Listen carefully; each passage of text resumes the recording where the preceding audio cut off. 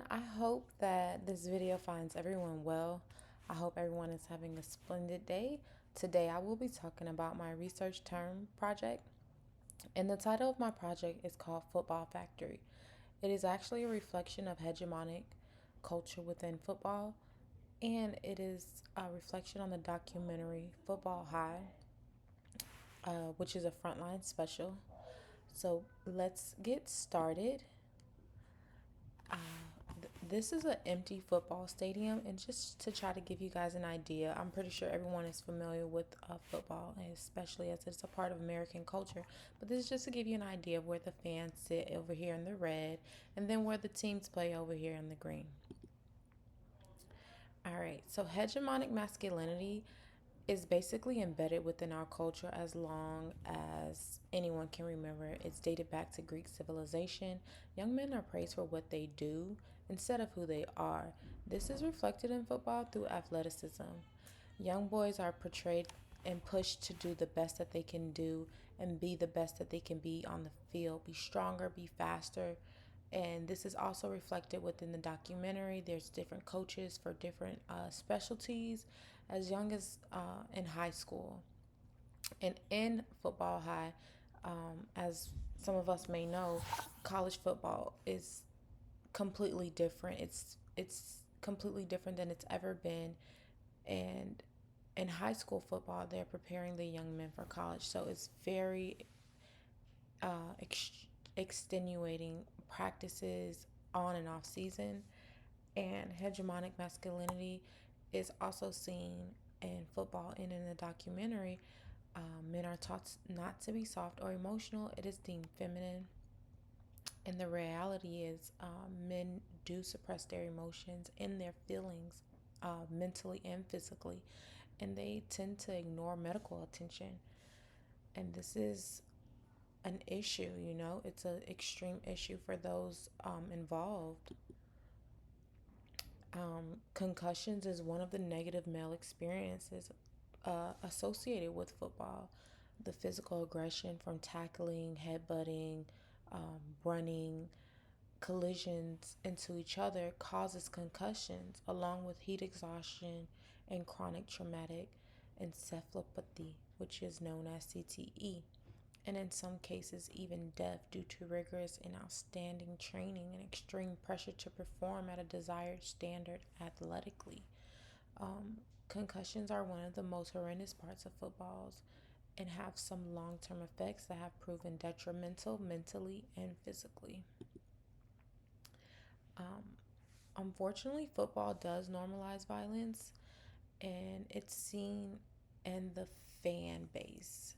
I am a fan of football. I've grown up watching football for as long as I can remember, and within my household, it gets rowdy, and sometimes it gets physical. Like, it is serious, and I've normalized it, and recognizing now it's not normal. I'm gonna play this clip, and it's gonna show you some of the fans' behavior at colleges, and you guys can take a look at it, and here we go.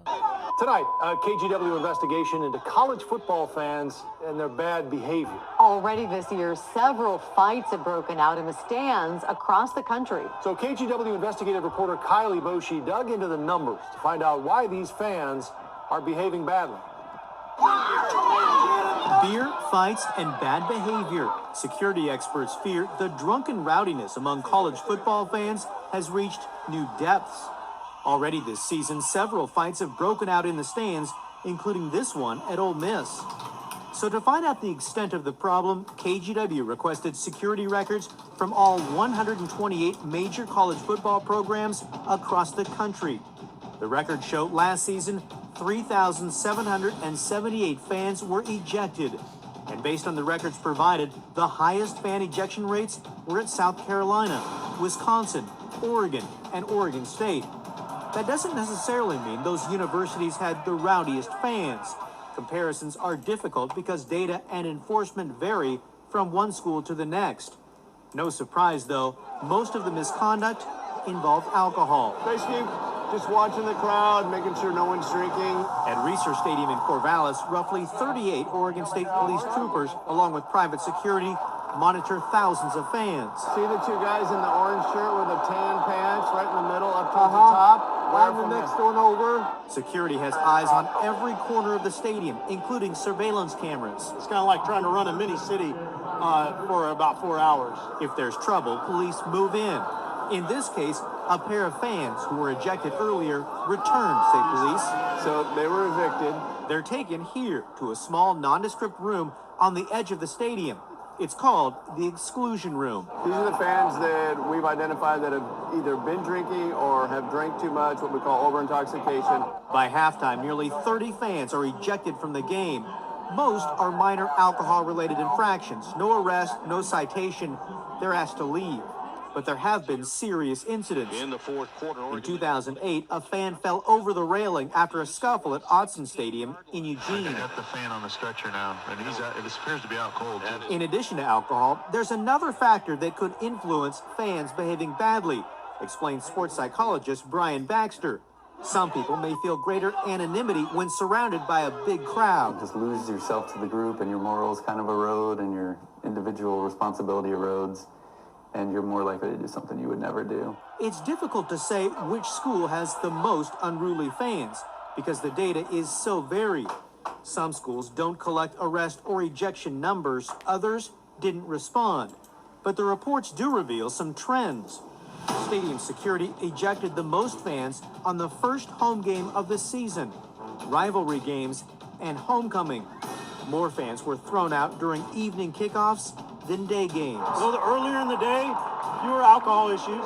Later in the day, there's a little bit more time to drink ahead of time. It's tough to say if fan behavior has actually gotten worse or if social media has just amplified the problem. Tailgating has always been tradition at college football games, but now this drunken behavior is being shared over and over. Kyle Aboshi, KGW News. Some schools say they've actually seen a decline in fan ejections, and they attribute that to selling beer in the stadium. They say it has reduced binge drinking at tailgates. We have much more on this story. You'll find that at kgw.com.